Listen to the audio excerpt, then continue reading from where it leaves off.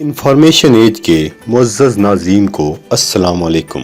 معزز ناظرین، اللہ تعالیٰ نے انسانوں کی ہدایت کے لیے کم و بیش 1,24,000 پیغمبر زمین پر اتارے۔ معزز ناظرین، اللہ تعالیٰ نے اپنے برگزیدہ پیغمبروں سے بہت سے امتحانات لیے۔ ایسے ہی حضرت یونس علیہ السلام جو کہ اللہ کے نبی تھے، ان سے بھی امتحان لیا۔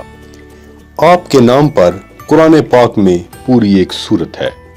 آپ کی قوم نہایت سرکش تھی۔ سالوں کی تبلیغ کے باوجود جب آپ کی قوم نے اللہ کی وحدانیت کو تسلیم کرنے سے انکار کر دیا تو آپ نے ان کو اللہ کی طرف سے سخت عذاب کی نوید دی، جس پر اس قوم کے سرکش لوگوں نے حضرت یونس علیہ السلام کی باتوں کا مذاق اڑاتے ہوئے کہا کہ اگر تمہارے خدا کی طرف سے عذاب آنے والا ہے تو تم ہمیں اس کا وقت بتاؤ، جس پر حضرت یونس علیہ السلام نے جلال کی حالت میں اپنی طرف سے انہیں 40 دن کے بعد عذاب الہی کی خبر دی، جو کہ اللہ کو ناگوار گزری، کیونکہ اللہ نے اس قوم کو عذاب سے ڈرانے کے لیے ہدایت کی تھی، نہ کہ عذاب نازل کرنے کا وقت بتانے کی۔ دوسری نادانی اس وقت ہوئی کہ جب حضرت یونس علیہ السلام عذاب کی نوید دینے کے بعد اس وطن کو ترک کر کے بیوی بچوں سمیت نکل گئے، نتیجتاً سخت آزمائشوں میں مبتلا ہوئے۔ آپ کی بیوی بچے بچھڑ گئے۔ اس دوران آپ کو اندازہ ہو گیا کہ رب تعالیٰ کسی بات پر ناراض ہو گیا ہے۔ جب آپ دریا کی طرف جانے کے لیے ایک کشتی میں سوار ہوئے تو کشتی کو طوفان نے گھیر لیا۔ اس وقت کے رواج کے مطابق کشتی کے ملاح اور دوسرے مسافر اس نتیجے پر پہنچے کہ اس کشتی میں کوئی اللہ کا نافرمان بندہ سوار ہے، جس کی وجہ سے تمام کشتی والوں کو اس طوفان کا سامنا ہے، جس پر حضرت یونس علیہ السلام نے ان سے کہا کہ مجھے دریا میں پھینک دو، تم کو اس طوفان سے نجات مل جائے گی۔ لیکن کشتی والوں نے کہا، آپ تو اللہ کے نبی اور نیک بندے ہیں، آپ کو کیسے دریا برد کیا جا سکتا ہے؟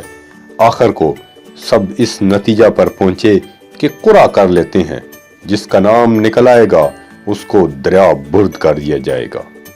قرعہ کے نتیجے میں بھی حضرت یونس علیہ السلام کا نام نکلا۔ دوبارہ قرعہ نکالا گیا، پھر حضرت یونس علیہ السلام کا نام نکلا۔ بالآخر جب تیسری بار بھی قرعہ میں حضرت یونس علیہ السلام کا نام ہی نکلا تو حضرت یونس علیہ السلام نے ان سے اصرار کیا کہ انہیں دریا برد کر دیا جائے۔ بالآخر آپ کو دریا میں ڈال دیا گیا، لیکن حکم الہی اور آزمائش تھی۔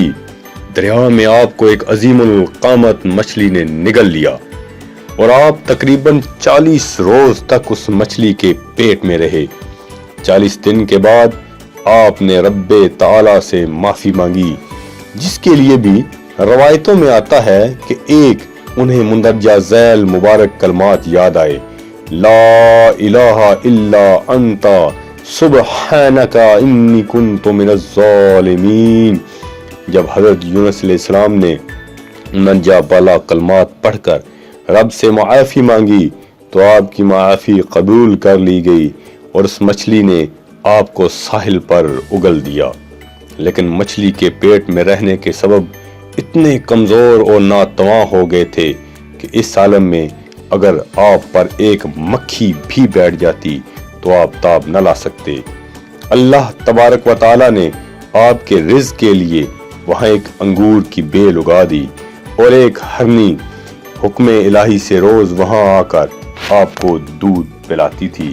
معزز ناظرین، آج کی ویڈیو بس یہیں تک۔ مزید اچھی ویڈیوز اور انفارمیشن کے لیے ہمارے پیج کو لائک کریں اور بیل آئیکن کو پریس کریں، اور اگر آپ کو یہ ویڈیو اچھی لگی تو شیئر کریں۔ شکریہ، اللہ حافظ۔